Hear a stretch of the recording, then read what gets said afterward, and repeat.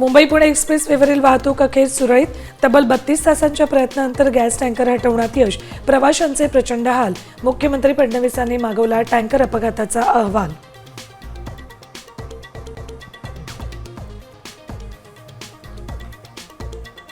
मुंबई पुणे एक्सप्रेसवेवरील कोंडीचा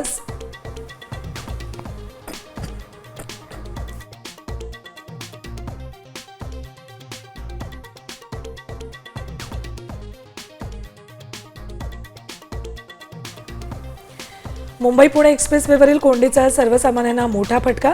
दूध भाजीपाला महागण्याची शक्यता, तर एसटीच्या 139 फेऱ्या रद्द झाल्यानं 3.5 कोटींचा फटका. जिल्हा परिषदेसाठीच्या प्रचाराची आज सांगता. 7 फेब्रुवारीला 12 झडपीसाठी मतदान, तर 9 फेब्रुवारीला मतमोजणी.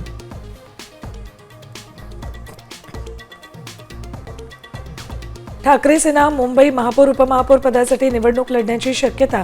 नगरसेवकांना मुंबई बाहेर न जाण्याचे आदेश. उद्धव ठाकरेंनी आज बोलावली महत्त्वाची बैठक.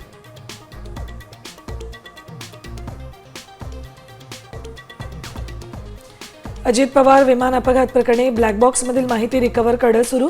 नागरी विमान महासंचालनालय अहवाल करणार जारी.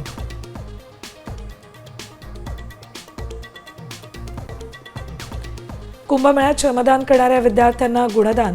नाशिक जिल्ह्यातील महाविद्यालयांसाठी सावित्रीबाई फुले पुणे विद्यापीठाचा निर्णय.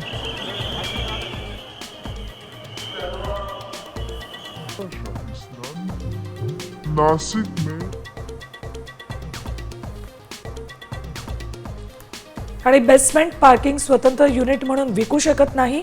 मुंबई हायकोर्टाचा महत्त्वपूर्ण निर्वाळा.